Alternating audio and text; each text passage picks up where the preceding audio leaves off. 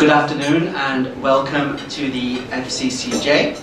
I'll keep this very brief. As you know, there's an election taking place on Sunday, which Shinzo Abe is going to win. The end, no.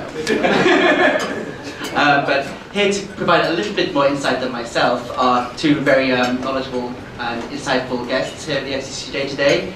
We have Tobias Harris, who's the Political Risk Analyst and Vice President of the Washington-based Teneo Intelligence, and Professor Michael Cucek, who's an Adjunct Professor at Temple University, Japan. Anyway, without any further ado, I'll just let them speak for a few minutes each, and then we're hoping to hold, of course this is a press conference, so Q&A, we've tried to make this more like a discussion today than a direct, one-on-one Q&A type affair. So try to keep a natural vibe going throughout the press conference. So, first up, Tobias. Oh, and a warm round of applause, please.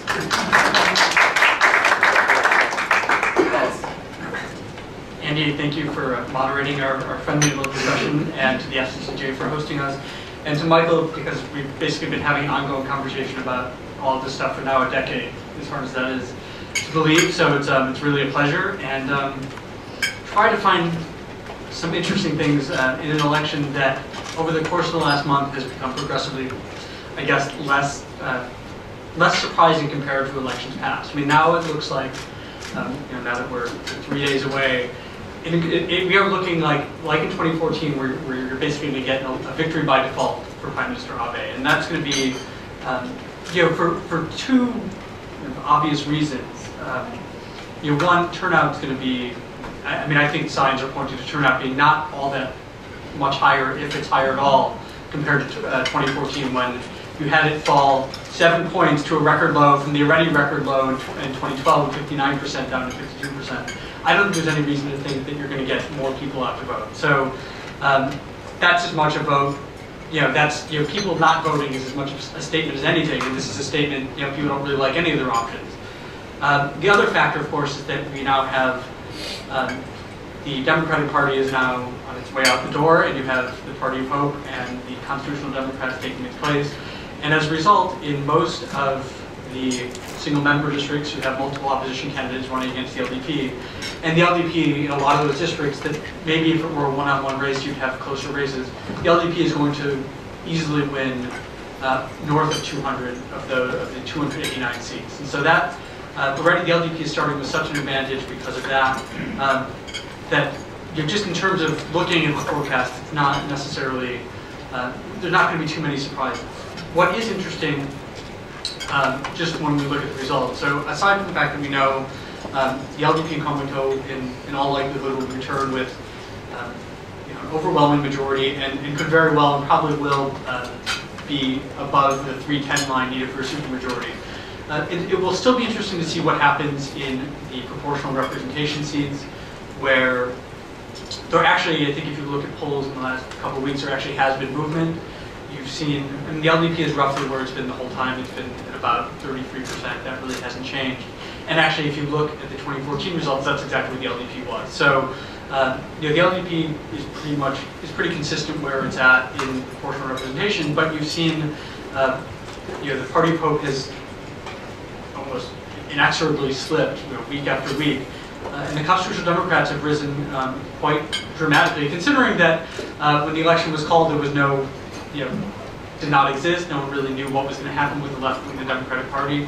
And it's been, I think there's been a real, a surprisingly positive response. I mean, not enough that you're going to see, I think, lots of extra voters turn out. I mean, I think it's still just too early in the life of this new party, but I think we might end up in a position where this party that didn't exist a month ago could end up as the second party, and could do. I mean, I don't think it's gonna, it's not gonna top the LDP in PR by any means, but I mean that we might see a surprisingly strong result from the Constitutional Democratic Party. So that, I mean, that's something to watch, and I think a lot of the questions that hopefully we'll talk about over the course of this event will be, what does the landscape look like?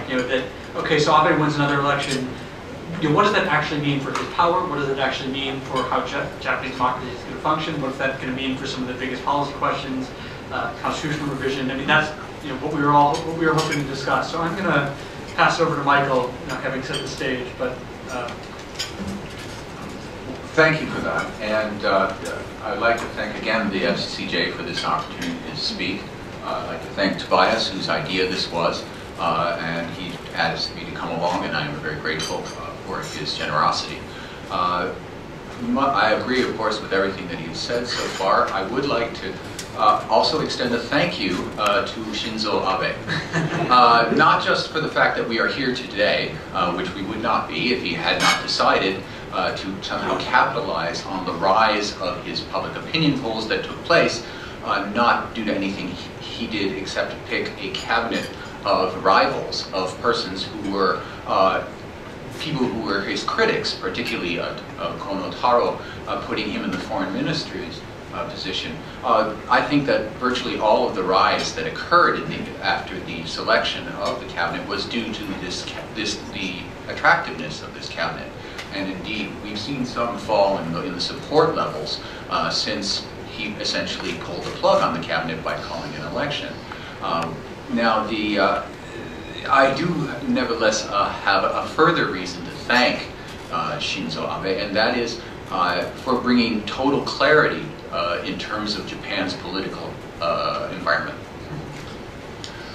And that would be a joke, except actually I think that what he has done has had a tremendous effect in terms of clarifying, at least for me personally, what the cleavage lines are in Japanese politics, the real cleavage lines.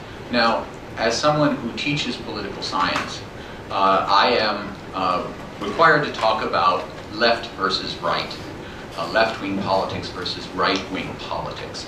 And inexorably, as you talk about that in the classroom, it seeps into your consciousness and divides the world that you live in. But I believe that this election has shown that the borderline between left and right is not what divides Japanese politics. That is shutting down nuclear power plants a left issue or a right issue? Well, the Hope Party, which has a very strong right-wing anti-Korean, anti-Chinese undercurrent in many of its members, is committed to shutting down nuclear power plants. So what's the political left-wing, right-wing split there? And if you go through policy after policy, in terms of in economic policy, the LDP is a right-wing conservative party. Have you looked at their economic program? There is nothing more socialist than what they do. And indeed, all of these issues that would be dream issues for a social democratic party in Europe, womenomics, a monetary policy which is based on, if you got something to sell, we'll buy it. That kind of freewheeling Keynesian, if you will, economic program is anathema to Europe's conservatives. But here, the conservatives, in quotation marks, are committed to an absolutely Keynesian program. What has happened in the last few days is, particularly regarding the breakup of the DP, has clarified what I think are the true divisions in Japanese society. And in that, the name of the new party that emerged out of this chaos is the Constitutional Democratic Party. And that comes from the term Rikken Shugi, the belief in constitutionalism. It's not left versus right. It's idealists versus pragmatists. That is where it comes from. That is the division. The Rikken Shugi, the Constitutional Democratic Party, is the party of the idealists. The LDP is the party of the pragmatists. That's why you see people like Ishihara Shintaro complimenting Edano Yukio for his manliness in a sea of betrayal, in a sea of cowardice. Here's a man. And that's why you see Kobayashi Yoshinori, a supposedly far right-wing manga artist, campaigning for Tsujimoto Kiyomi in Osaka, standing together and saying, I'm a conservative. That's because he's an idealist. Ishihara, to a certain extent, is an idealist. They want an ideal politics, a manly politics in Ishihara's sense, which is kind of, that's where he's at. If you've read his oeuvre, he's into that in a big way. But thank you, Shinzo Abe. Thank you for, at least for me personally, clarifying what the differences really are. And that is where the outcome on Sunday will be confusing. In the districts, as he noted, the LDP will romp. Because in a district election, voters will vote rationally. They'll vote pragmatically. They'll vote for their own interests economically.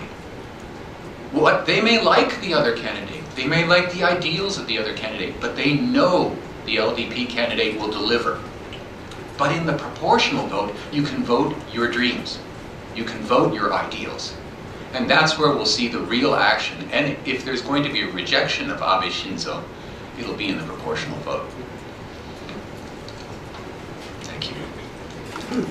Thank you both very, thank you both very much there.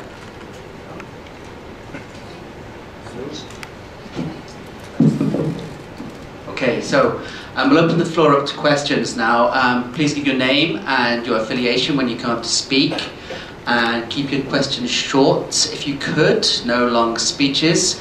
And if you could direct your question to one of the speakers, then as I said before, we'll kind of open it up for discussion between the pair. Martin's got his hand up.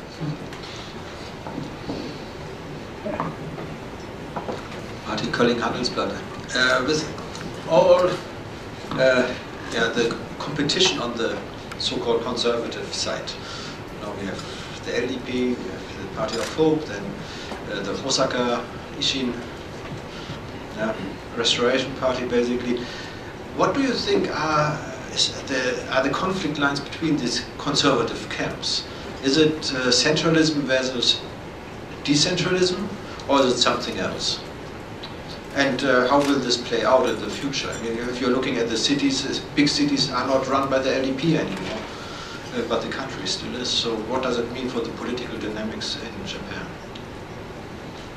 So that would be, I mean, I think that is the second cleavage. I mean, that in theory there's another cleavage line that, I mean, I don't think we're quite getting there in this election because, we can talk about the reasons why the Party of Hope did not end up becoming what it looked like it might become a month ago. But there is, I think, a real potential for an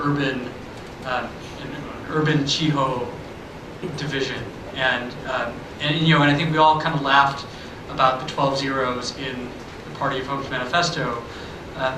But those urban quality of life issues, I mean, the voters really care about that, and that if you're, the fact is the LDP.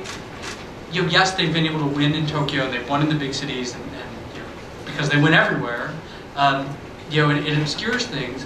But you had, the Party of Hope shows that there is a place for an unabashedly urban party, and that there is, that in addition to the cleavage that Michael talked about, which I think is a great way of thinking about the difference between the LDP and the Constitutional Democrats, there is also potential for challenging the LDP on a kind of urban-rural split. The fact that the LDP spends so much of its time talking about Chiho Sosei and that this is where their attention's at. The fact is most Japanese live in the city, and urban problems are their problems, and a party that's willing to prioritize those issues. I mean, there's definitely a place, I think, in the political system for that. I don't think, the Party of Hope is not going to be the vehicle for that, I think that we're already seeing the bringing on board a bunch of Democratic Party members who, when they were in the Democratic Party, refused to accept discipline, that they're not going to be any easier to discipline this time around. But, maybe as it goes through, kind of as it matures, or as it changes its name, or whatever else happens with it, that potential is there.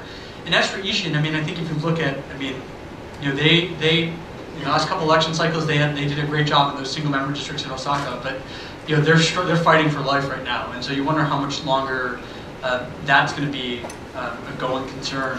As far as, maybe they'll hang around as an Osaka-only party, but that they're nowhere near what they once were. But I still think the potential for a party that is strong in Tokyo and Osaka, Nagoya, and it speaks to the issues that urban voters care about. That there is, that cleavage has also been exposed.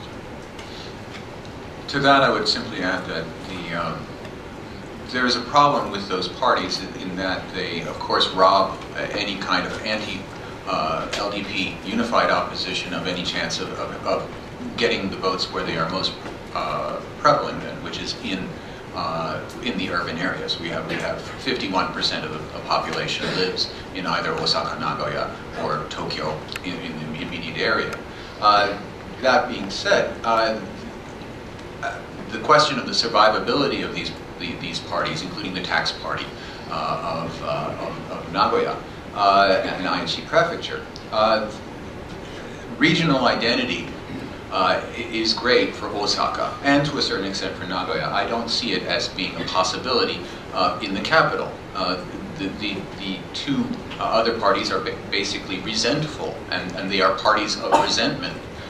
Here, in terms of the Hope Party, or its antecedent, the Tomin First Party, that the politics of resentment for me is good for one election. I would like to remember that Ishin, when it ran for the first time in 2012, got 12 million votes.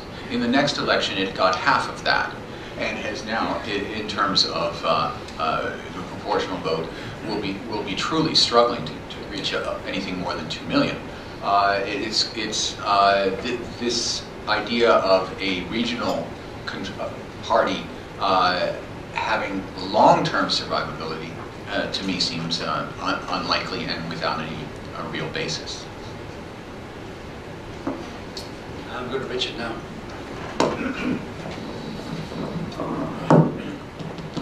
Richard Lloyd Parry of the Times.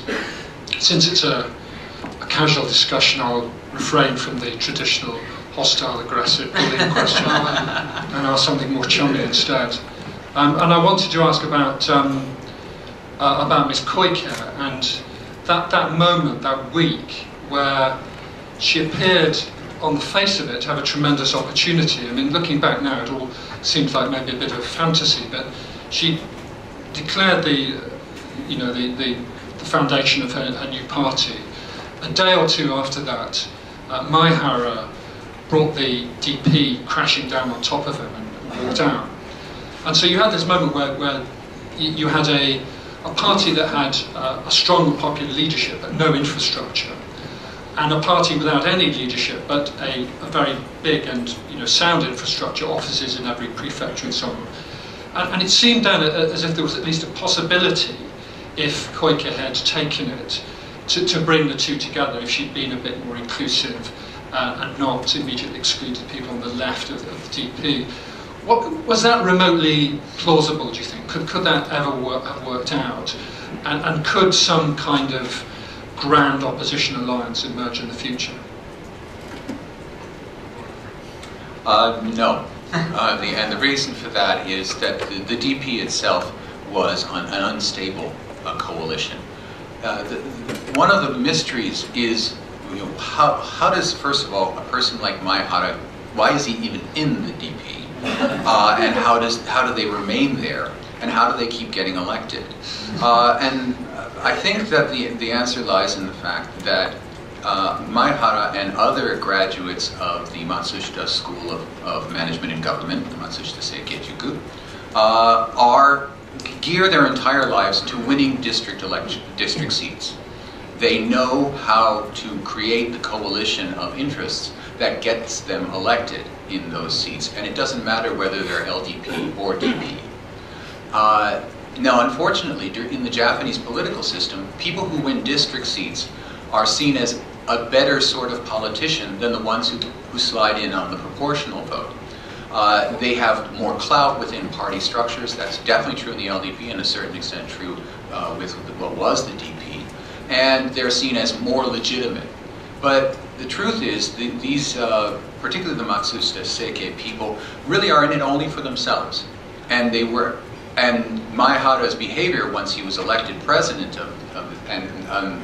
the behavior of Gemba, the behavior of Matsubara Jin, who quit the DP after leading it in the Tokyo elections to defeat, and then immediately pops up on the rostrum of the Hope Party's launch when he ran against Tomin first. This guy is opportunism exemplified, and he's also Matsushita Seike. That was the problem with saving the DP, using Hope as the way of transferring all these people and their infrastructure into a new direction. They were a crappy bunch of folks to have together. It was not a fun party. It's now separated, and a lot of folks who are in Hope will probably immediately pull the ripcord once the polls close on the 22nd. In my view, there's nothing that holds them in the Party of Hope, since they do not have the captain, that is Mrs. Koike, there at the top of the party to be the candidate for prime minister. They have no reason to stay. They'll stay in only for so long as to get through this election. He talks about discipline. I don't even see unity, whatever comes of that will be I don't know. So the Hope, it never had one, and it doesn't have one now. Where will the people on the show? Where will the people on the show go when where will they go? They will go first as independents in order to have some kind of ethical stance. But eventually they will drift, especially as the parties need to bulk up their numbers by December the 31st in order to get a nice package from the voters in terms of the political funds that are doled out for the public political funds. You'll see a lot of matchmaking, most likely, in the last days of December. Suddenly people finding their true loves. I'm sorry, I'm being flippant. No, I mean, I think there are probably people who swallowed their principles to join the Party of Hope, and maybe and again, because it was this timing issue where Hope was there, was ready, and it looked like it was coming, and then all of a sudden a week later you get Ed Ono saying, actually no, I'm going to take all of the people who were left behind, all the orphans, and we're going to have our own party. And now it looks like now they're up and coming. I mean that will probably look attractive to certainly some of the people who are a little more maybe hesitant about the conditions that Koike imposed. And I don't think she was wrong to impose those conditions. I mean, the fact is that the Democratic Party was not savable. The idea, look, whether Maehara intended to do this when he ran for the leadership or not, it was probably the right move to pull the plug on it. I mean, I think he could have done it in a less, maybe not a less underhanded sort of way, but Japan is better for not having the Democratic Party at this point. I mean, the party had become, it was never going to be saved. You were never going to convince voters to kind of let go with what happened when they were in power. And now in some ways you're able to press reset, and that I think is the perhaps the hope going forward for the Constitutional Democrats is that by starting again, that as you approach upper house elections in 2019 and also local elections in 2019, that you start drawing new people into politics. And that I don't know, it's talked about bottom up democracy, and any. That if you want to talk about what cleavage structures mean, that given the LDP is now the home for hereditary politicians, and that does not seem to be changing, that any opposition party needs to make itself the party of openness and inclusiveness and bringing people who have generally not been involved in politics and not run for office in. And if that is the party's identity going forward, that's the kind of thing that it becomes. I mean, I think that would be a great thing for Japanese democracy and an improvement over the Democratic Party, which often just seemed to be a kind of place of refuge for people who were stuck in districts where the LDP candidate was somewhat hereditary. You were never going to get the LDP nomination, so okay, I'll run from the Democratic Party, because at least they're willing to give me an endorsement. But I think an opposition party has to be better than that, and so that way, so that we'll see which of the independents survive, we'll see which of the Party of Hope people survive, but that there might be a house cleaning on the opposition side of the aisle this time around, and that next time there's a general election, that you might see some newer faces, and I think that would be a positive thing. Okay, thank you. And the gentleman there at the back.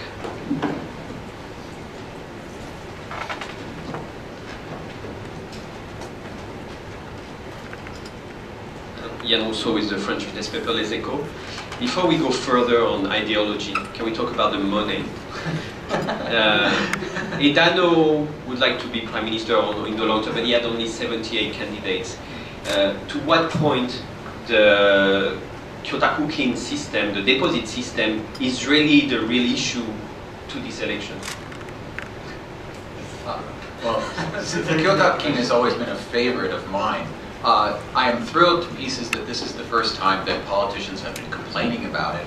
Up until now, with the very formal party structures and the ways of doing fundraising, most politicians just thought it was the price of doing business. When, however, Koike, who has no money, establishes a party, she forces her own candidates to pony up. They suddenly discover that there is this 3 million yen that you have to pay in order, gosh, and that's a lot of money, and this is unfair, and this is, how can this even be constitutional? I'm very glad that this discussion has finally started.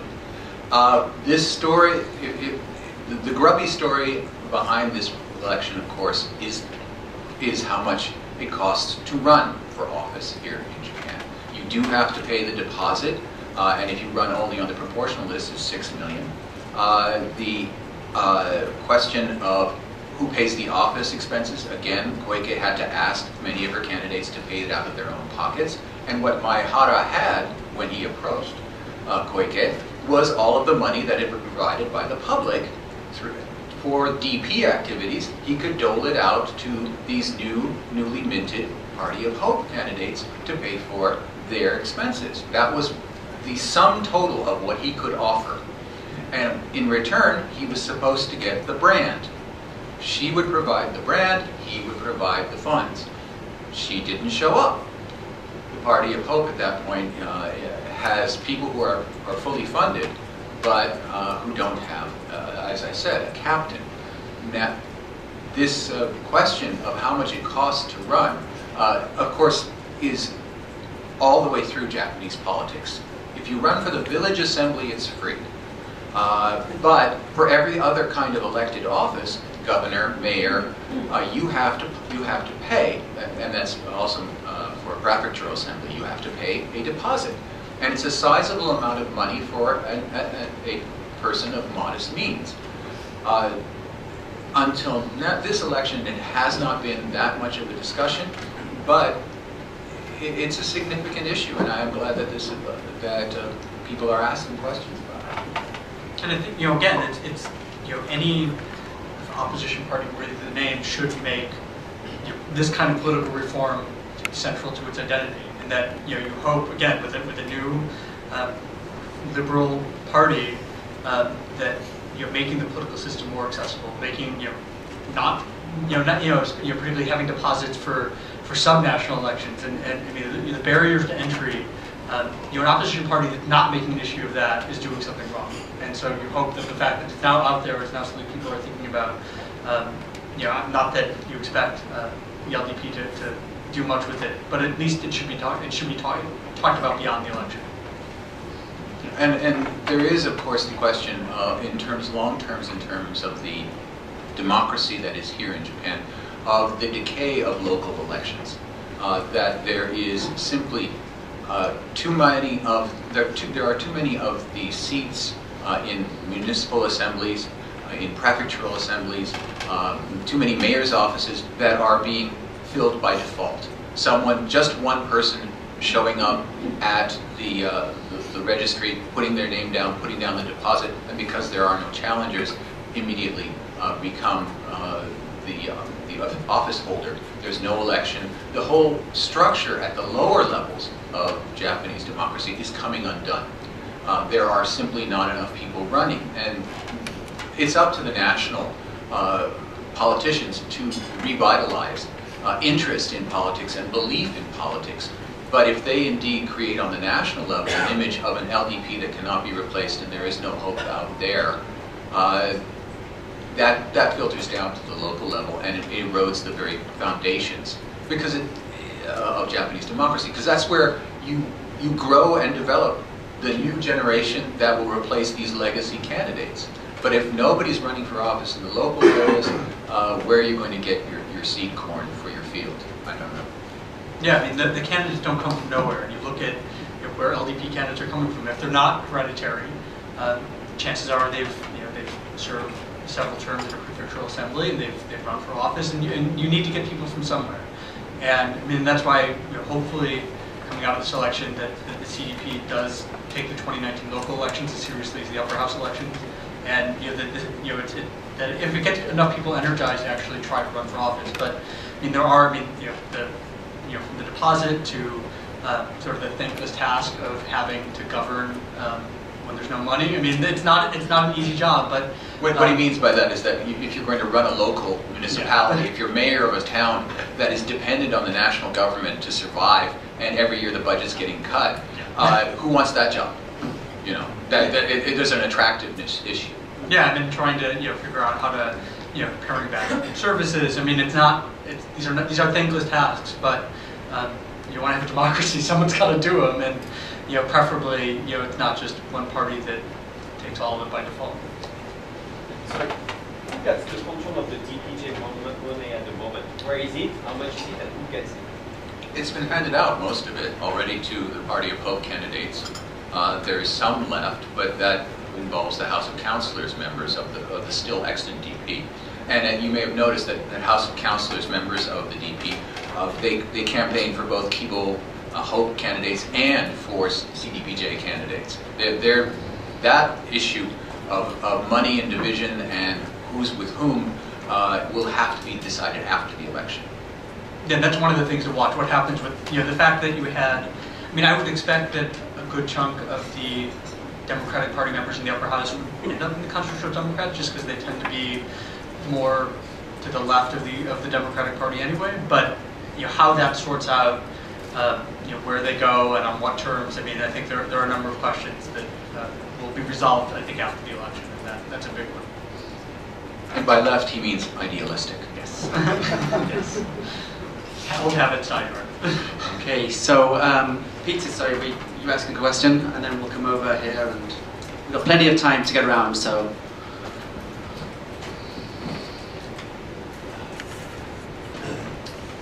Hi there, it's Peter Langen at Asia Times. One of the major irritants for Mr. Abe before the election was this questioning in the Diet on the so-called cronyism scandal. Assuming he gets back in and Mr. Adano does head the largest opposition party, how do you see that resurfacing, and do you think it has any traction? Thank you. The problem is time. Right, so elections will be over. Abe, they'll have a special session to re-elect Abe as prime minister or to a new cabinet. Then we're looking at a couple more months until you really have the opportunity to have Diet proceedings where the questions are going to come up. And I mean, how long can you sustain interest in this? I mean, not that the public is over it, but they just a lot of the anger seems to have dissipated over time. That it's not that without new revelations after a certain point, that it's hard to sustain the media's interest. It's hard to sustain the public's interest. And then now it's just kind of part of the furniture. Like, yeah, Abe did some favors for some, for his friends. We don't like it. It's, I think, to some extent reflected in the fact that his approval ratings have started to dip down. I mean, it has been talked about in the campaign. I'm sure people are running, hey, yeah, I didn't like that. But there were kind of weird scandals in that there was nothing. There was never anything clear enough that said, Abe did X, Y, and Z, and therefore, there's a case for him to go. But there was always enough to keep people talking about it. But just at some point, this is just, it's going to be noise. But it's running out of steam already. And I think by January, are people still going to really be talking about it? I don't know. Well, the thing is that the whole cast of characters will be really elected to the Diet. Hagiuda, who made the visit to the ministry to force the issue on the Kakegakuen scandal, he's going to be re-elected from his district, both the Kibo candidate and the CDPJ candidate will knock each other out. Shimomura, who's with the Ministry of Education Asen scandal, he'll be returned to office. Nobody that has been associated with any of these scandals is going to be kicked out. So for any opposition party coming in, the same cast of villains will be available to them to draw and drag in budget committee session, because you can ask any questions you want in budget committee session. So I don't see it. It might die down in terms of the public's view, but it will still be put into budget committee discussions, and that Mr. Abe has merely just delayed. It was going to be rediscussed in a fall extraordinary session. That session was short-circuited by the dissolution of the Diet. But when they come back, that's what they can talk about, and they will talk about it. And Mr. Abe has to be careful about that. He has to be worried because scandal has brought him down in the past. I don't think he can be too sanguinary and too happy with himself, especially when you think about the number of people who will actually be voting for the LDP in this election. There are about 106 million voters. He will get somewhere between 17 and 18 million. That's 17 or 18%, or less than 17% of the people voted for him and his party. That's not much of a mandate, and that's not a place where you can stand with a great deal of self-confidence. So he needs to be careful.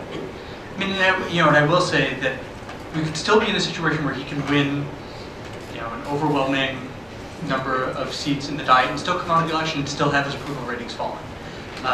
We'll see what what changes to the cabinet are made after the election. I mean, that remains to be seen. But given that over the course of the campaign, his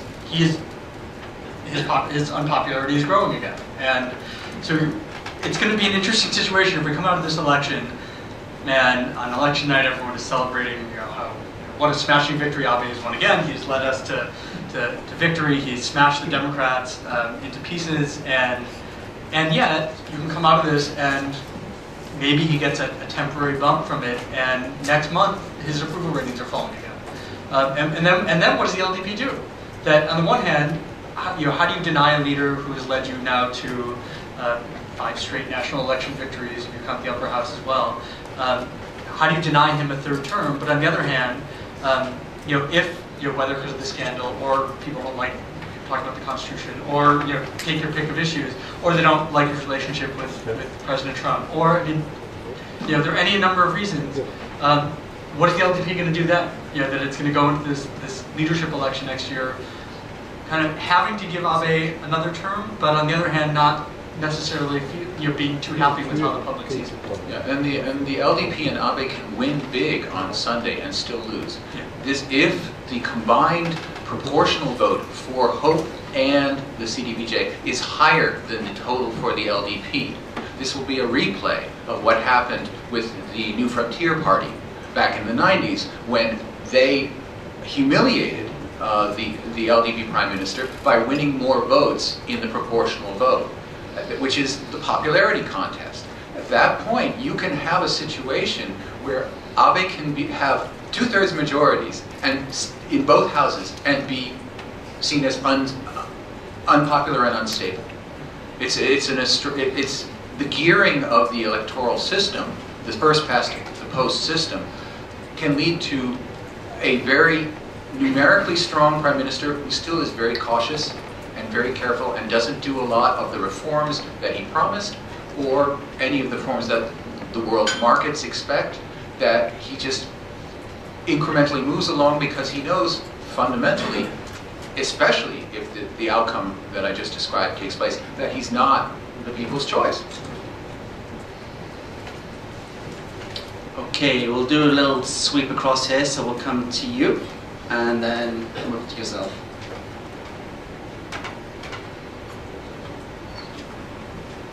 Hi, Sophie Jackman from Kyoto News English. Thank you for coming. I was just about to ask you about the leadership election, actually, as you hinted at what this election will mean for Prime Minister Abe.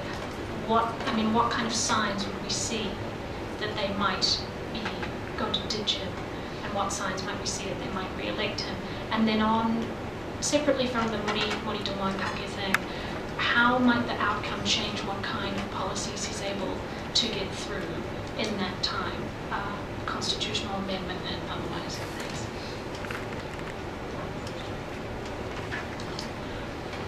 I'll take the latter part of that question. I don't think that the election outcome will change the constitutional amendment issue at all, because the constitutional amendment issue is not the number of seats in the House of Councilors and the House of Representatives.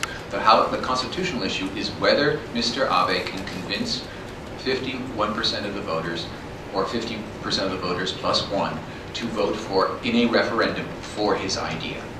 I do not believe he can do that. He has the reverse of the Koizumi magic. Koizumi, Junichiro, when he would start talking about something, he would have maybe a third of the people on his side. But after 6 weeks, 2/3 of the people would be for the idea, and they say, it's great, let's go with it. Abe is the exact opposite. The longer he talks about something, the fewer people like it.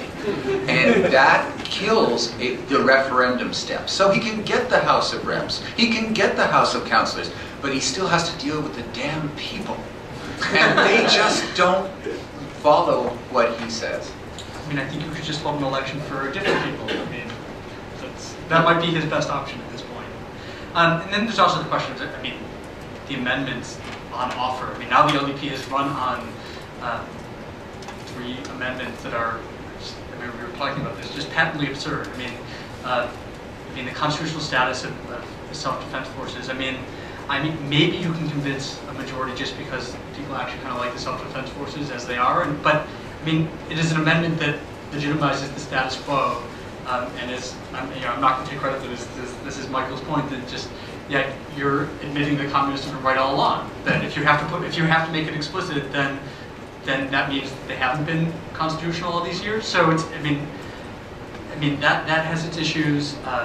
The school funding, I mean that, it's, I guess, popular, but you need a constitutional amendment for it. And then the latest edition of making it unconstitutional to combine prefectures into districts. Again, this was something the LDP did a couple of years ago, and so then why can't you just change it by law? Why do you need? I mean, it's just the whole agenda they've laid out just seems kind of absurd. So then the question is, you can really waste time on this. You can convince Komoe to waste time, and it's like even before the election, there's still a question of, okay, so you have the numbers, but do you have the numbers that you can actually get enough people to agree on everything, and agree on which amendments are worth doing, and getting everyone to agree on the same changes. I mean, it's none of this is going to happen quickly.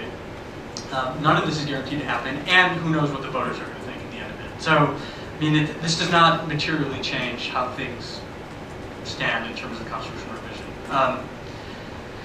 As far as the LDP leadership election is concerned, I mean, the thing about, I mean, even if Abe's approval numbers start falling again, I mean, he has shown a certain degree of resilience, and he has bounced back up, so it's always possible that even if he falls, I mean, things would have to, I mean, if he falls below 30 and stays there, and there's no real sign of recovery, I mean, I have to imagine that the discussion heading into the leadership election has to change. Election victory notwithstanding, that at some point, do they really want to be stuck with a prime minister who's, if he's lost the public, are they going to really give him another 3 years? I mean, it's a real question. But we might not really know, I think, until at least the spring of next year, if not later. I mean, I think, see how things are coming out of the election, what sort of bounce he does get, if any. Yeah, the leadership election should be an automatic for him. You've led us to victory over and over again. We don't change horses in midstream, all those wonderful nostrums. I don't see that, based on the conservative respect for seniority, respect for the power of elections, I don't see there being a necessary avenue for someone to challenge him. Even, I take issue, I don't think that the question of personal popularity enters into it. the question is, what happens to the people who have been playing on that issue within the LDP post-election? People like Ishiba Shigeru, who has been playing fast and loose with his loyalty, or whatever it is that he may be exhibiting right now. Those folks, how will they be interacting, if at all, with Abe? Clearly, he and his faction will be frozen out of all cabinet positions, no question about that. But beyond that, will Noda Seiko be reappointed to the cabinet now that she's no longer useful in terms of showing how open-minded Mr. Abe can be? The cabinet selections will tell us a lot about his survivability. So that's one thing to look forward to. Okay, and this gentleman here, then yourself, Alistair.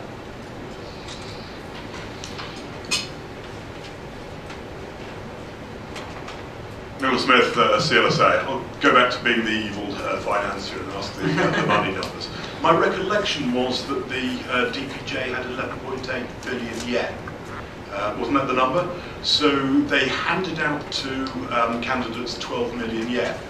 So 11.8 billion divided by 12 is 983, which suggests that they haven't actually paid out most of the money in the DPJ coffers, in which case it's up for a legal battle because the party had been dissolved. I'm interested in your thoughts on what happens about that legal battle for the ownership of the money, and secondly, looking at the other financing for what had been the opposition, the DPJ, it had been from the unions.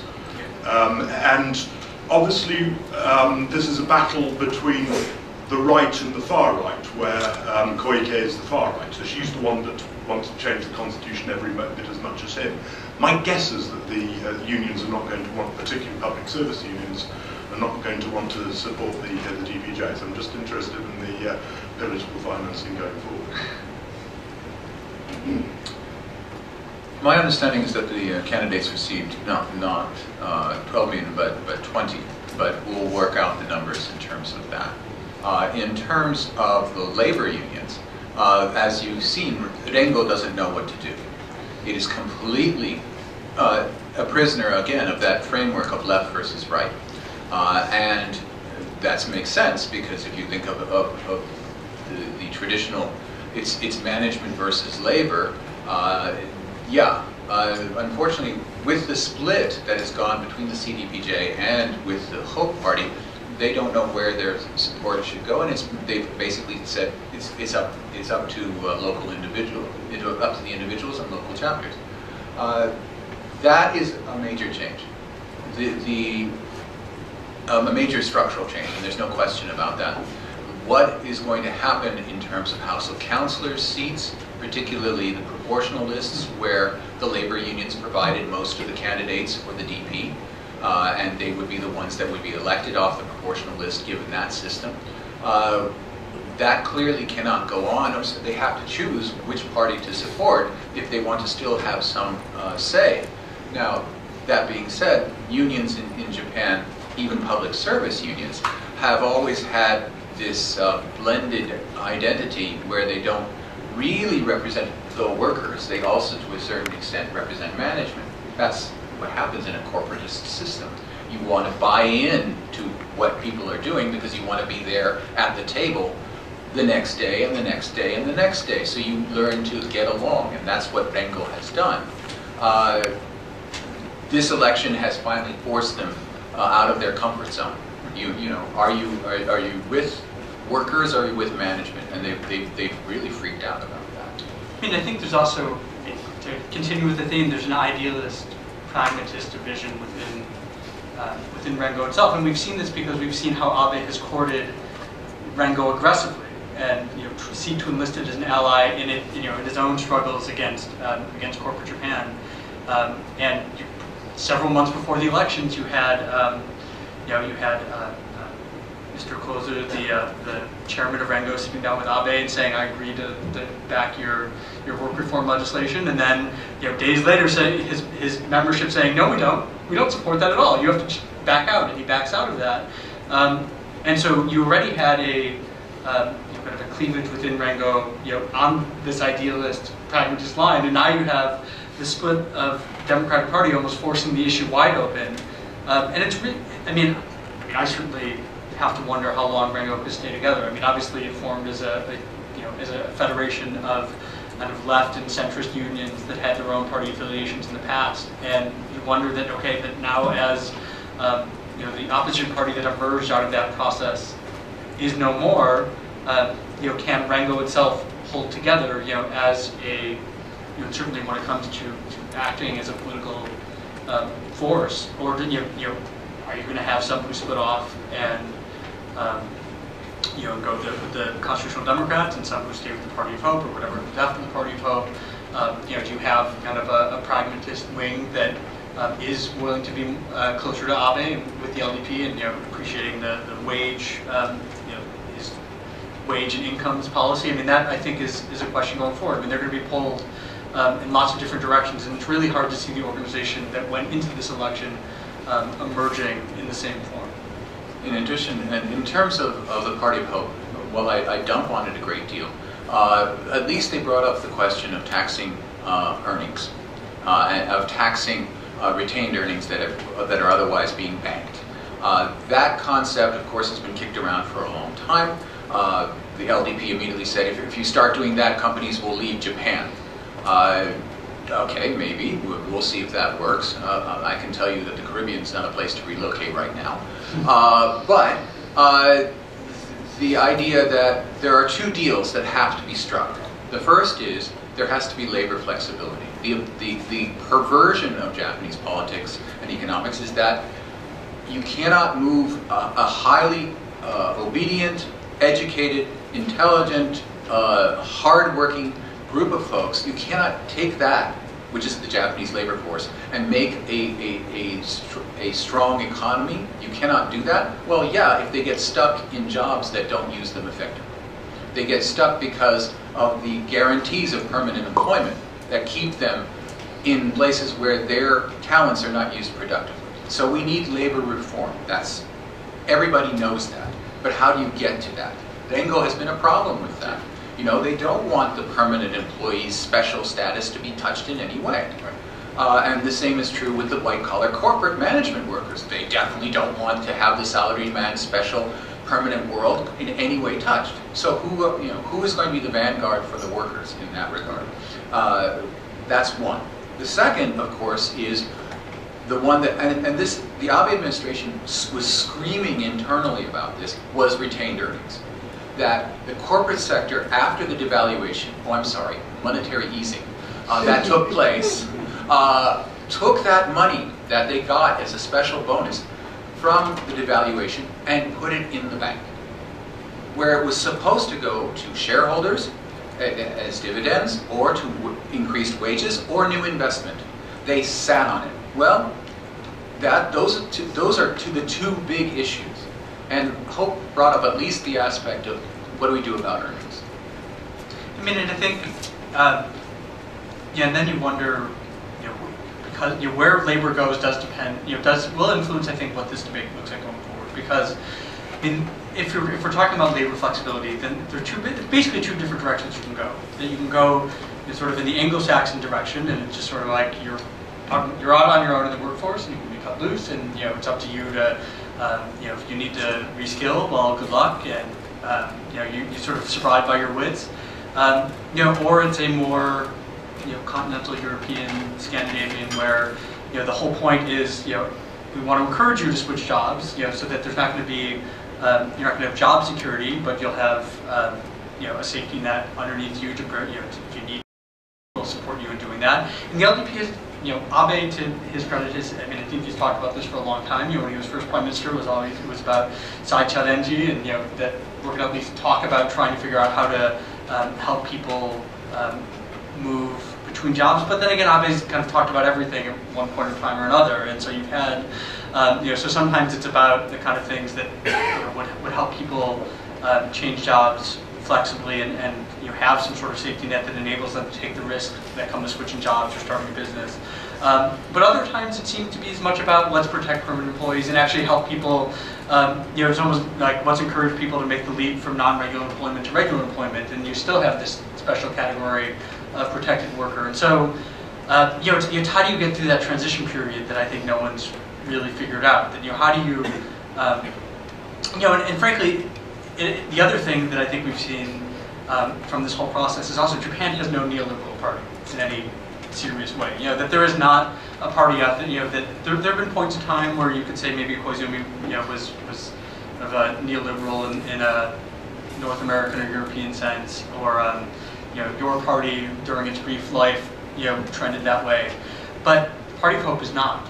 You know, the LDP is not. The Constitutional Democrats are not. There's not a party that is calling for, you know, that is a strict, you know, we are going to deregulate and privatize and, you know, move in an Anglo-Saxon direction. You know, I think that whatever portion of the Japanese political system was in that camp, you know, 15 or 20 years ago is not, and the voters do not want it. And so, you know, in theory, there's a consensus that if you were going to have reform, it's going to be in a, you know, having a safety net for individuals instead of for companies and unions and regular workers.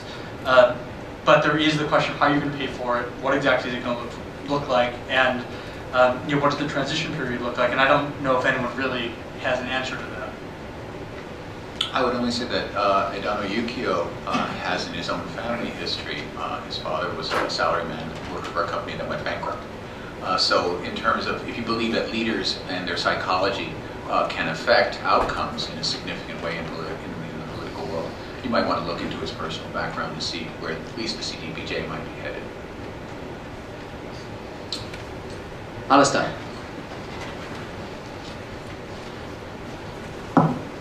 Alistair Gale from the Wall Street Journal. Thank you for doing this. Just going back to what Professor Cucek was saying at the beginning, this pragmatist idealist divide. Is this something that is a function of the debate over constitutional reform? And is it just the case that the idealists have something to be idealistic about? Or is it a cleavage that you think will continue in Japanese politics? And what are the issues that the idealists would look to, you know, to support their you know, way of doing politics? Well, they have an immediate program, and it's one that is shared with the communists, which is the immediate rescinding of the collective security legislation, the Special Designated Secrets Act, and the Conspiracy Act. Those three are seen by both the formal Communist Party that has its own issues, but by this new idealist party as fundamental. That these were the examples of pragmatism run amok. And run amok is what, that's the Communist Party's state, that's the term that they use, out of control. What they mean is actually not really out of control, it's cutting corners. Abe has cut corners in order to deliver on pragmatic goals, legacy goals to be sure, of people who are interested in securing Japan. But he got there through some twisted, through some maneuvering that looked ugly. The problem with, for example, the collective security legislation was not that it created an ability for Japan to get involved in war. That's the Communist Party line.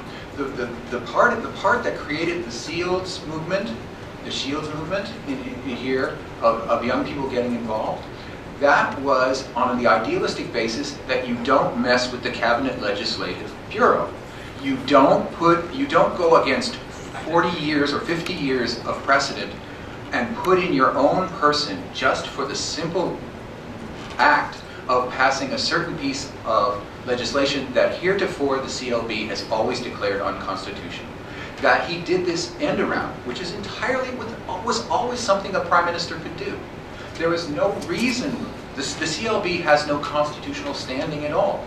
But the procedures that had grown up over the post-war era said that the CLB, which if you're not familiar with what, because they don't even have a press office, The CLB determines the constitutionality or unconstitutionality of every act of the government before it's put before the cabinet.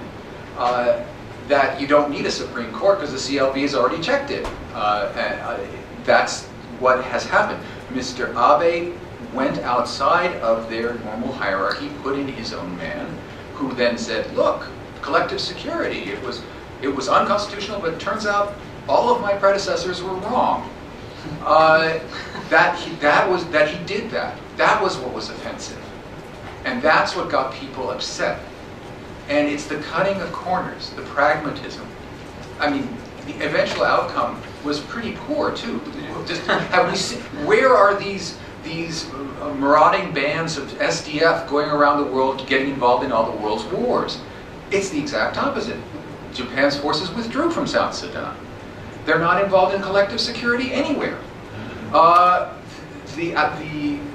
The issue is really the idealist view that we need to do things according to the book, according to the law, according to the Constitution, and not cut corners. Why? Because when you do it by cutting corners, you don't have the people's approval, and that's the source of legitimacy that makes future actions, makes reforms meaningful.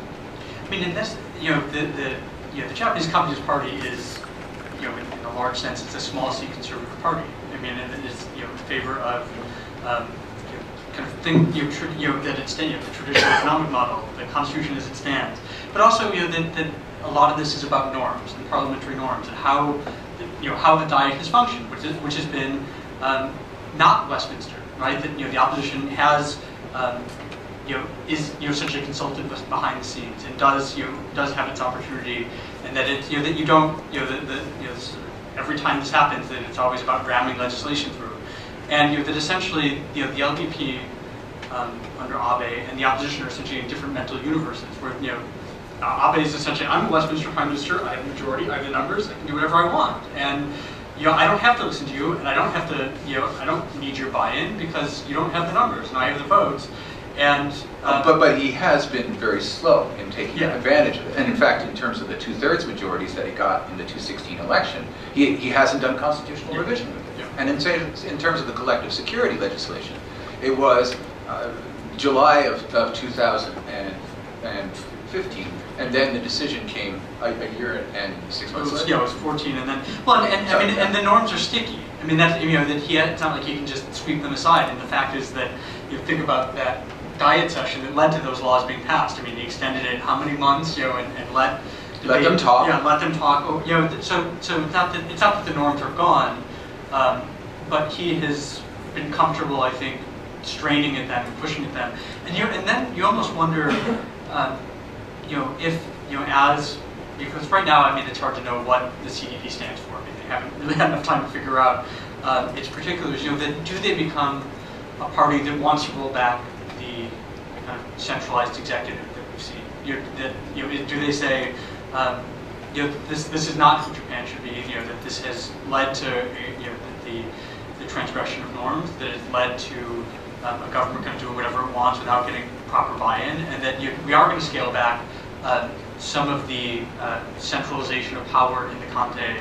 I mean, it started before Abe, and the DPJ, when they were elected in 2009, they wanted to do much of this as well. And in some ways, Abe has just been a more effective implementer of many of the things that the DPJ said it wanted to do in 2009 anyway.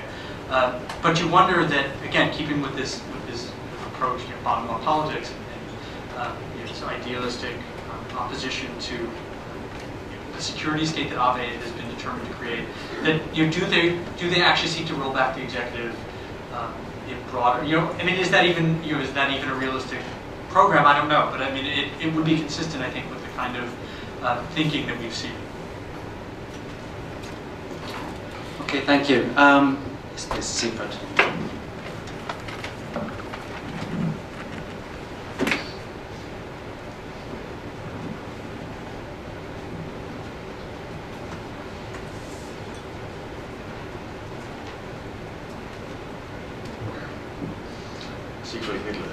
Freelancer from Germany. Two questions. One for Michael about the idea or about the indifference of the about the conservative parties following a kind of a social democratic policy. But is there not a difference between Mrs. Cucek and Mr. Abe? Is not Cucek following a kind of a neoliberal economic thinking in the footstep of Mr. Koizumi, if she wants to finish a quantitative easing with this kind of policy? And this is one point. My second question is, why did Kibonoto fall down in the polls? Was it because Mrs. Cucek didn't want some member of the DPJ in the Kibonoto, or is it because she didn't run as a candidate for the parliament?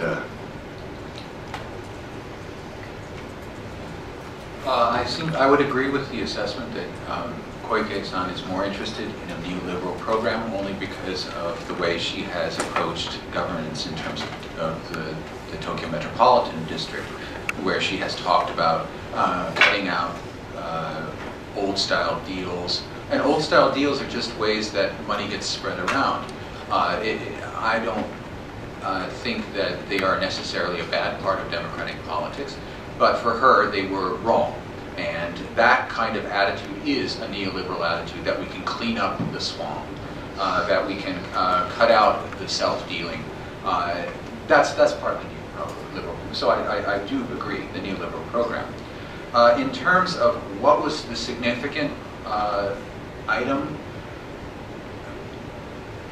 we will be speaking entirely out of speculation, because no public opinion polls have been run, there's no data. We would be just working impressionistically. My sense is that's the latter one. You cannot have a parliamentary party which does not have a leader that can be elected prime minister. You just cannot, on the first day of the extra session, there will be a prime minister's election. And when that happens, the LDP will vote for Mr. Abe, the Komeito will vote for Mr. Yamaguchi, presumably the CDPJ will vote for Mr. Edano, but who will people vote for? There's no identified person. That was supposed to be Koike's role. That was the brand, that was the party, but they don't have that. And when it became clear that she was no longer, she has had a reputation of setting the agenda. She certainly did so in her run for the governor. But here the agenda was set by others for her. When Koizumi Shinjiro famously said she suffers from a dilemma of irresponsibility, where he set that up for her. He set her in a place where she could not move. Because if she quit the governorship, that's irresponsible. If she isn't her party's leader, that's irresponsible. She was put in a box by someone else, and losing the momentum, losing the initiative was what I think is the major cause, impressionistically speaking, of the demise of the whole party.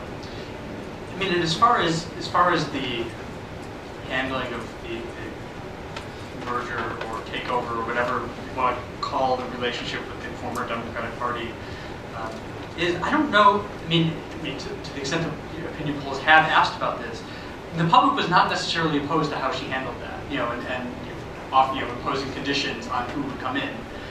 So I don't necessarily think it's that, but the fact that it has been so easy for Abe to run around and say this is just the same party. They just changed their name for the sake of an election, but this is a stale product under a new name, and that's easy. The fact that the party's announced on Monday, and by the end of the week, Maya said we're joining, and all these, it becomes a party that's going to run a roster of Democratic Party candidates who, the public wasn't exactly thrilled about beforehand. I don't think that helped. So not only did you have no real brand at the top, but then you had to take on all the baggage that came from bringing out a bunch of Democratic Party candidates. That didn't do any favors, I think. And so, I think that didn't help. To the neoliberal point, I don't know if that the kind of cleaning up, if that's neoliberal or neoliberal populist, which I guess in Japan is what you get, that is sort of a you name your enemies, and that's the bureaucrats and it's the entrenched interest, and that's fine for all for what it is. And when you look at that manifesto, and I mean it's detailed in a lot of ways. I mean it has almost verbatim. It's very similar to the LP manifesto. It's very similar to things that the Abe government has already said. And things that are not terribly neoliberal. The special economic zones, there's a lot of industrial policy there. There's a lot of roles for the state guiding economic development and promoting innovation. That doesn't look like neoliberalism to me. And I think even the approach to quantitative easing, when you actually look at the text, it's very squishy. I mean, it's well, we're going to keep things for the time being, but the end's going to have to come at some point. Is anyone really going to disagree with that? I mean, I think at some point there's going to be an exit. I mean, I think but not it'd be one thing if they said, well, next year we're going to start winding things down. I mean, they left the door pretty wide open for things continuing, and without really saying how they would approach the replacement of Mr. Kuroda next year. I mean, I think the differences were a lot less maybe than met the eye. I mean, maybe a couple issues. Her willingness to talk about universal basic income is the least interesting, and I think now you've had a party put that out there, and maybe now that picks up more momentum. I think she took some issues from the communists, which for talking about Black Kikyo. I mean, these she was not unlike Abe, willing to borrow, I think, liberally across the spectrum when it came to economic policy ideas, and so I don't think she really fits neatly in a this is Koizumiism brought into a new decade. I mean, I think it's something different. Okay, this gentleman in this grey sweater. Darcy Gleisen, German Press Agency, DPA. I would like to come back to the constitution issue. Well, assuming that Abe will win a two-third majority or retain a two-third majority, he still needs a referendum, and you were not so optimistic that he will win the referendum, right? On the other hand, wasn't it amazing how quickly he could improve his support rate in the polls? You gave credit to the cabinet reshuffle, but you never mentioned about North Korea. At least at the time when North Korea launched its missiles, the support rate went up. So some argue that this also helped him to improve his support rate, right? And also all the media hype about that. And so how is the public thinking, and how likely is it that the referendum will be a big failure? Or maybe he can win the referendum. I mean, a referendum means, for instance, or can mean Brexit, something like this, right? So Abe is certainly trying to make sure that he will win the referendum by, for instance, using the power over the media. How likely do you think it is that he can, by using the North Korean threat and issues like that, in order to make sure that he will win the referendum? And how is the, from looking, from outside, I mean, we see a government winning an election, but at the same time the public is not really in favor of this government. How do you explain that? I mean, what do the Japanese want? I mean, if this government is winning an election, but the public is not really in favor of this government? A lot of issues there. So on the last issue, so I mean, like I said at the very beginning, it's a victory by default, and that is that. I mean, and think about it this way: it took the Japanese voters a decade basically from the creation of the Democratic Party of Japan until the Democratic Party of Japan finally was able to win a general election, for the voters to say, okay, fine, we'll trust them with power.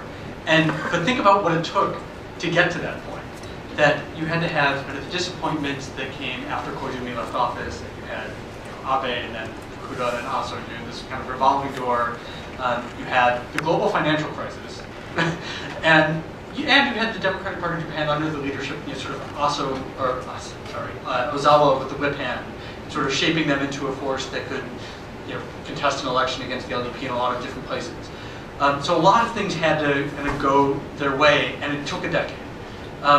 So now we're almost back at square one now, and where you have new parties that are now trying to find their footing, figure out what they stand for, and then start that long process of convincing voters that they can be trusted with power. So we might, this could conceivably be another decade.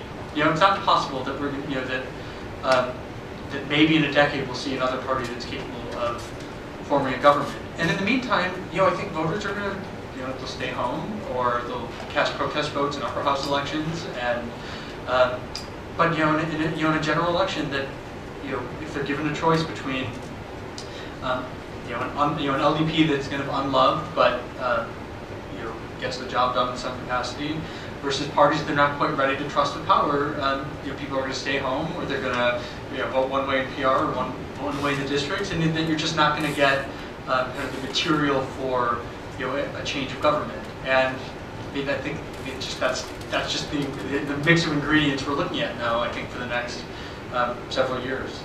That's just setting aside that. We can kind of circle back to some of the other parts of the question. I don't know if you want to. In terms of the attractiveness or usefulness of the DPRK issue, I think it's a complete wash. Mr. Abe and the LDP have tried to use the word mamoru, protect, and say kita chosen every other word. I haven't heard that quite so much from them this week. Last week, certainly. I think that you have a significant problem in using that issue as a way of driving people to support you. Should we be tough on the DPRK? Yes, as long as we have our big brother, the United States, holding at our back with its nuclear weapons. Is the way you get the United States on your side by golfing with Donald Trump? I don't think a lot of Japanese think that's great. I don't think that has legs. So yes, the DPRK issue has some attractiveness, the fear aspect, but the chumminess with the Trump administration is a net negative. And while it's not something that Mr. Abe can really choose to do, Japan's security depends upon the United States, and Mr. Trump is in charge of the United States ostensibly. However, the views here are very similar to the views of Western Europe in terms of Donald Trump's suitability for the presidency. It's not a way of increasing your personal popularity. It's just seen as something that is contingent upon the situation. And I think there's an open question over how much of a role it played in Abe's approval ratings bouncing back up in August. So I think the reshuffle is definitely a big part of that. I think, and it's also worth noting that bounce back was not Abe personally, which is why I think there's a strong case to make that it had more to do with him making some wise choices for his cabinet. The polls are, the question is, do you support the cabinet? So you always have to be careful about that, because the kind of data points that are in polls that might speak to what the public actually thinks about the Prime Minister were actually still pretty negative, even as his approval ratings were going back up. So for example, among the, and also, and you look at net approval ratings, they were still in the low single digits positive by the time you called an election. So this is not back anywhere near to the levels he was at earlier this year. And even when he was in the high levels, we must remember, he's the first Prime Minister for whom the category, why do you support the Prime Minister?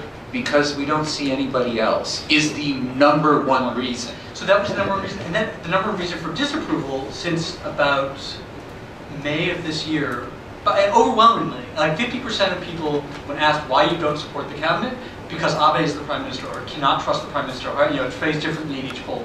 And that remained the case even as the numbers were going back up. These were also the same polls that were showing, should Abe be given a third term? Majority said, majority or plurality saying no. So his personal approval ratings were not going back up, I think, by any, I think people did not forget entirely about Moritomo and Kakegakuen. We'll see a lot of that picture with the wine glasses again after all this is over. We'll see that picture of him with the Kakegakuen head, with that smug "I got mine" face on, because he will have gotten his, and that process will continue. Yeah, I mean, I don't think people. Maybe the feelings aren't as raw as they were earlier this year when there's lots of discussion and you actually get revelations. But I mean, the feelings are still there. And just that he is not loved. I don't think you can say that the Japanese public loves him. I mean, I think they see him as, maybe there's a certain amount of, an appreciation for certain aspects of things he's done.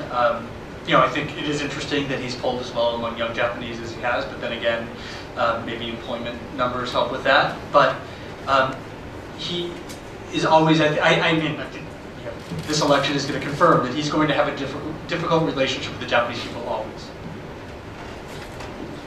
Okay, we've got about 10 minutes to go now, and maybe make these the last two questions. So Richard, then Martin for the closing pitch.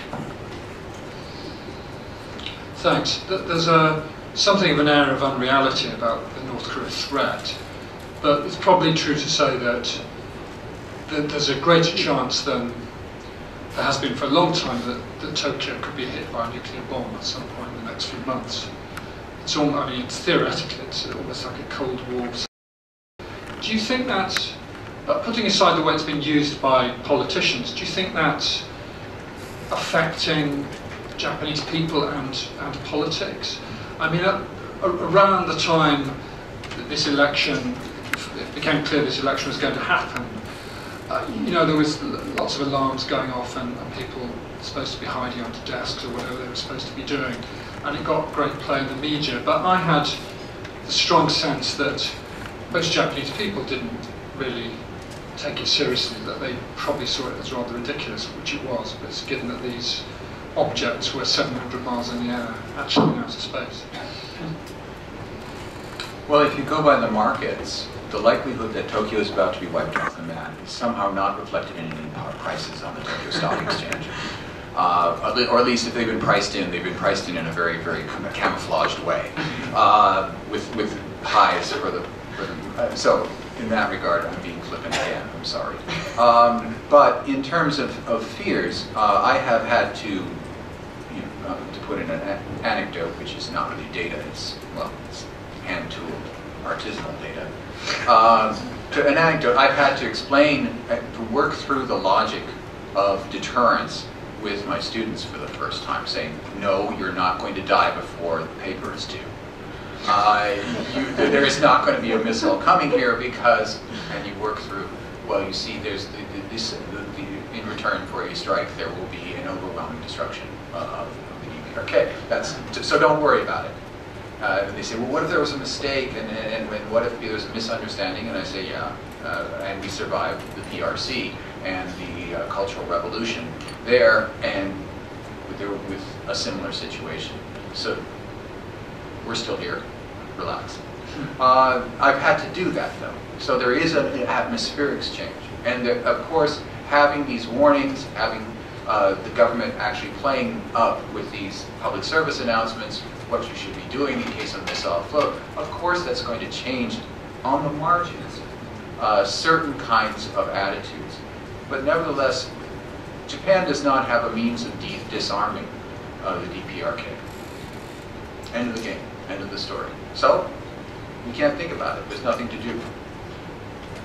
And for all the concerns about Washington, none of it's really translated into, I think, real serious questions about the efficacy of the nuclear umbrella. And then, so that until you actually get to the point where, and I don't even know, and I don't know if there's anything short of the U.S. not actually coming through in the event of a crisis that would really lead to, other than the U.S. saying, actually, no, there's no nuclear umbrella, or, a crisis happening and the U.S. failing. I don't know what it would take, certainly at a public level, for people to really say, okay, the status quo is not working anymore. I mean, I think maybe at the elite level, on the margin, people are starting to really wonder, what that means. But, in terms of a public about face when it comes to how Japan thinks about nuclear weapons or anything. I mean, I think that's still, the air of unreality around that, I think, is still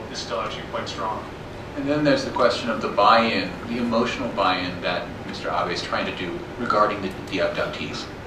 That he's the horse whisperer whispering in Donald Trump's ear, please put in your UN speech the story of the sweet 13-year-old girl who was abducted from her beach, her home. And it makes its way in the UN speech, and now we find out that when he comes in November, he's scheduled to meet with the abductee families. That is a signal internally, domestically, that the U.S. is on our side. They understand how we feel, and that they're there for us. Now that's just purely internal signaling, and I think it has a deleterious effect on the international politics of Japan, but that's my own personal view. But nevertheless, we see Mr. Abe pursuing that at the cost of I don't know what he's giving up in return. Okay, and Martin, make this the last question if you could. That depends on you, I guess. I suppose it is my job to make this the last question. This is the last question. Okay, we are already talking about North Korea, war, and so on. I mean, let's go back to the beginning of the whole thing. The reasons for the dissolution of the lower house. What are the real reasons? I still wonder. I mean, last week we had Soichiro Tahara here at the club. And he told us that he was told by sources in the foreign ministry and the defense ministry that they were in favor of having an early election as soon as possible because they see a risk of a breakout of a war in Korea end of this year, next year. What do you think about this way of... have you heard about this? What do you think about this background? Maybe is it something or is there nothing? Bureaucracies encourage entrepreneurism. They encourage people to come up with new ideas so as to compete internally for resources and for attention. If there were forces within inside MOFA or any other aspect, or in the MOD, that talked about the possibility of war, not this fall, but next year, they would have a willing and eager ear in Mr. Abe. Whether there doesn't even have to be a plausible scenario that makes that a reasonable proposal. If the bureaucracy's own existence encourages that kind of behavior. And indeed, he was open to the idea the moment that his poll numbers went up.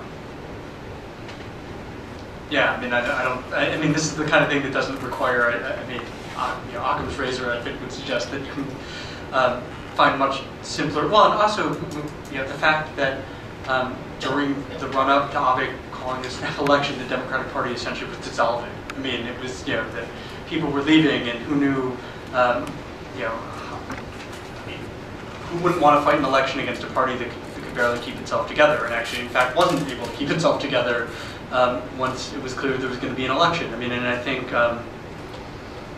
between his poll numbers rising and the opposition falling to pieces, I mean, why wouldn't you call an election? I must say I had a great deal of egg on my face from actually following the terms of logic. Looking at the LDP's Constitutional Revision Council led by Mr. Komura, who laid out an entire schedule for 2018 for eventually leading to a referendum. And then 3 days later, Abe short-circuits it. Who's in charge? The vice president of the party, or the president? Obviously the president. But for those 3 days, I was telling people, no election this year, everything's off, and then bang, the weekend came and I looked like a total fool.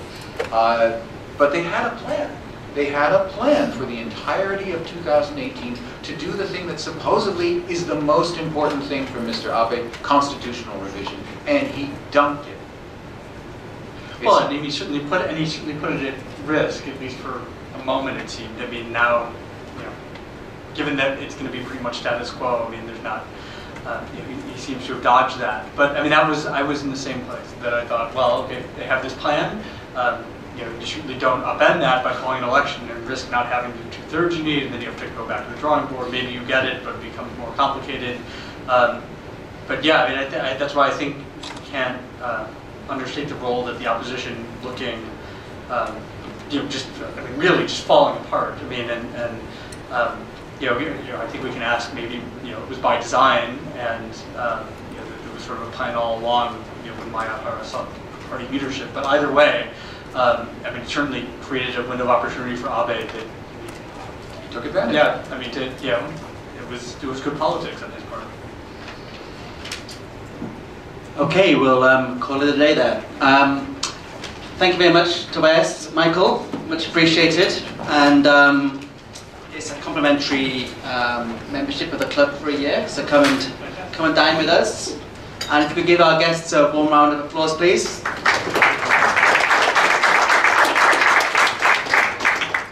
And we'll leave it there. Thank you.